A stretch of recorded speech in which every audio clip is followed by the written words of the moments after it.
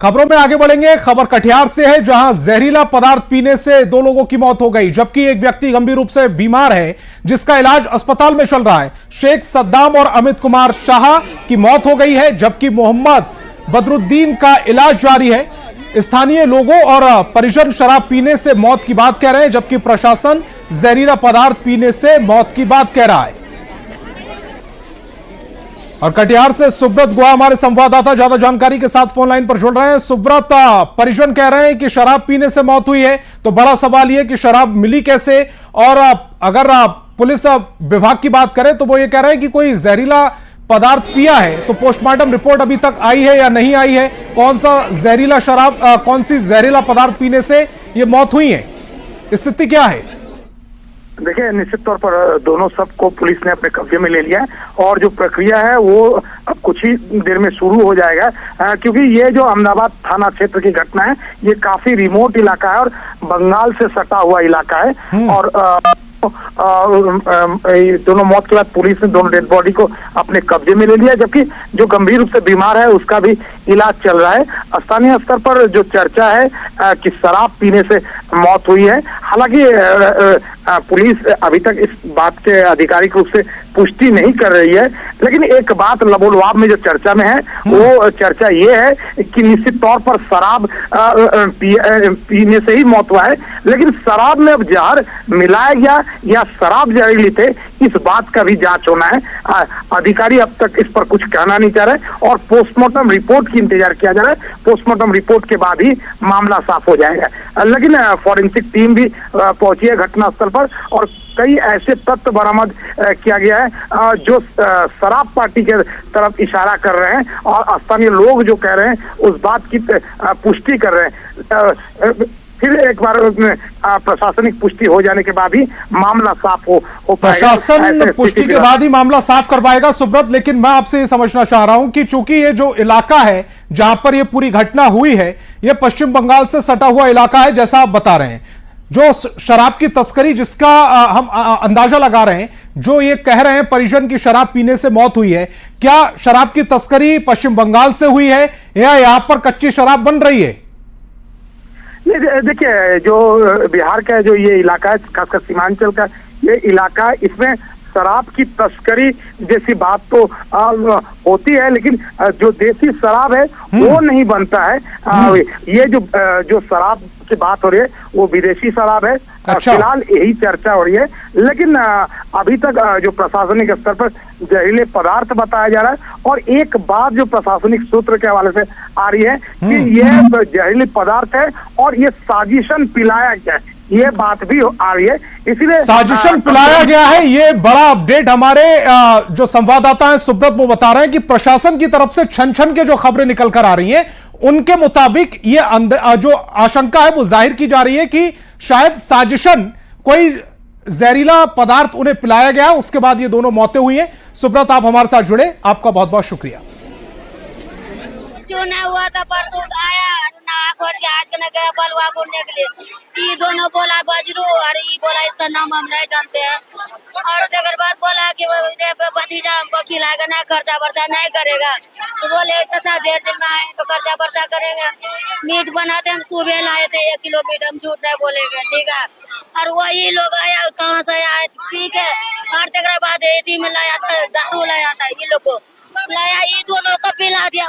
शराब बंदी तो है बिहार में, मगर चोरी छुप के शराब बेच रहा है दंगल, रोकने वाला लगता है कोई नहीं है।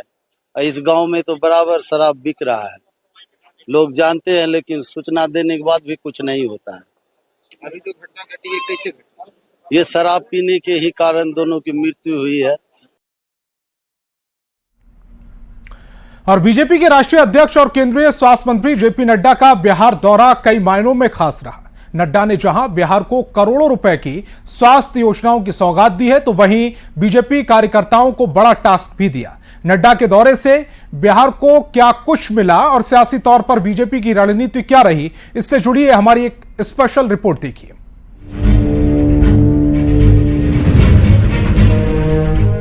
केंद्रीय स्वास्थ्य मंत्री और बीजेपी के राष्ट्रीय अध्यक्ष जेपी नड्डा अपने बिहार दौरे में एक के बाद एक कई स्वास्थ्य योजनाओं की सौगात दे रहे हैं। पटना, दरभंगा, गया, भागलपुर और मुजफ्फरपुर में अरबों की लागत से बने मेडिकल अस्पताल और स्वास्थ्य योजनाओं की उन्होंने सौगात दी तो बिहार के स्वास्थ्य मंत्री गदगद नजर आए।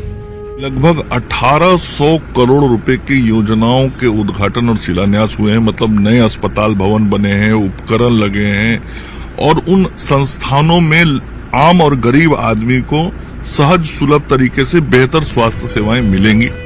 बिहार दौरे में अपने विभाग की ओर से सौगात देने के साथ ही नड्डा चुनावी रणनीति पर मंथन करते भी दिखे। पटना में जेपी नड्डा ने बीजेपी दफ्तर में नेताओं और कार्यकर्ताओं के साथ बैठक की। बीजेपी सदस्यता अभियान समिति के लोगों से फीडबैक लिया और 1.5 करोड़ सदस्य हासिल करने का निर्देश भी कार्यकर्ताओं को दिया।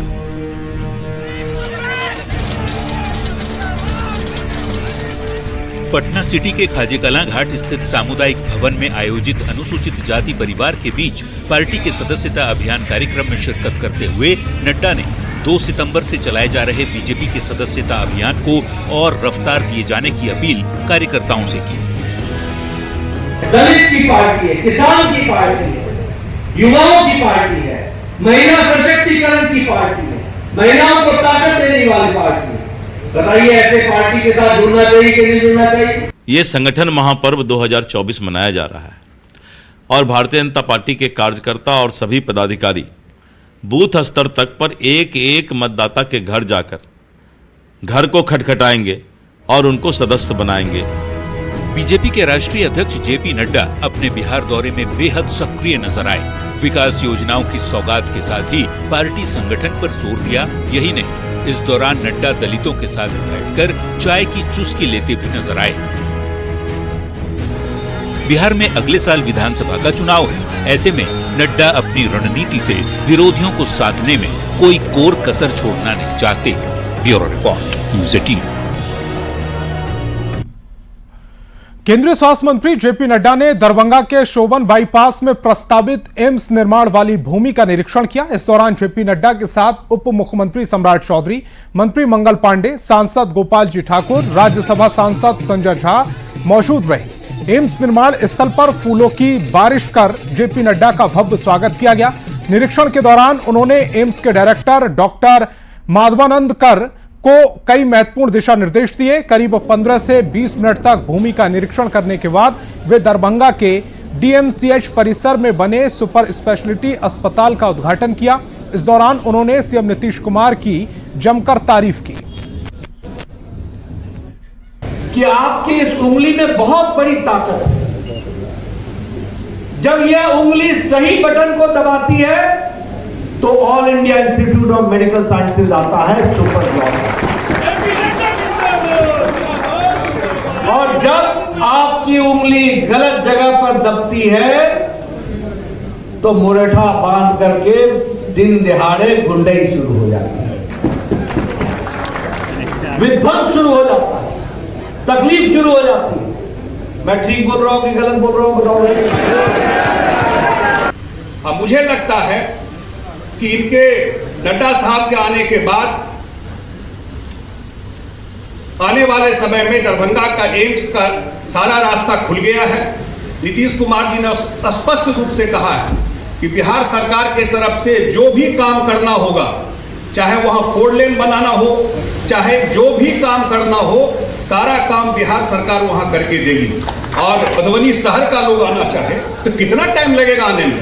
हमको लगता है सुपौल, सहरसा, मधेपुरा, पूर्णिया, इस पूरा मुजफ्फरपुर, समस्तीपुर, सीतामढ़ी, शिवहर, कोई जिला ले लीजिए, हमको नहीं लगता है रोड ऐसा बन गया कि 1 से 1.5 घंटा में लोग दरभंगा एम्स अब तो हाईवे पे है। और छपरा से बड़ी खबर मिल रही है। प्रशासन की गाड़ी से हादसा हुआ है। हादसे में बच्ची की मौत हो गई है। सरकारी गाड़ी से धक्का लगने से मौत हुई है। घटना के बाद ड्राइवर गाड़ी लेकर फरार हो गया है। बड़ी खबर आपको बता रहे हैं छपरा से। संतोष गुप्ता हमारे संवाददाता ज्यादा जानकारी के साथ फोन लाइन पर जुड़ रहे हैं। संतोष, ये हादसा कैसे हुआ है? ये देखिए, ये पटना से गाड़ी सिवान की तरफ जा रही थी। अवतार नगर के संठा गांव के पास ये हादसा हुआ है, जहां की 5 साल की बच्ची जो निकिता कुमारी है उसकी मौत हो गई है। घटना के बाद उसको शव को पोस्टमार्टम के लिए सदर अस्पताल लाया गया है। प्रारंभिक तौर पर जो प्रशासन द्वारा जानकारी दी गई है कि जिला प्रशासन सिवान की गाड़ी थी, उसमें कोई ट्रेनी IAS जो है वो आ रहे थे पटना से, उसी बीच में ये हादसा हुआ है। हालांकि वो गाड़ी लेकर के चले गए हैं। पुलिस मामले की छानबीन कर रही है। शव को पोस्टमार्टम के लिए छपरा सदर अस्पताल लाया गया है और आगे की कार्रवाई जो पुलिस ने कहा है कि जो भी विधि सम्मत कार्रवाई होगी की जाएगी। गाड़ी की पहचान कर ली गई है और गाड़ी के ड्राइवर पर जो भी कार्रवाई होगी वो की जाएगी। जी संतोष, इस तमाम जानकारी के लिए आपका बहुत बहुत शुक्रिया। और यहाँ एक छोटे से ब्रेक के लिए रुकेंगे।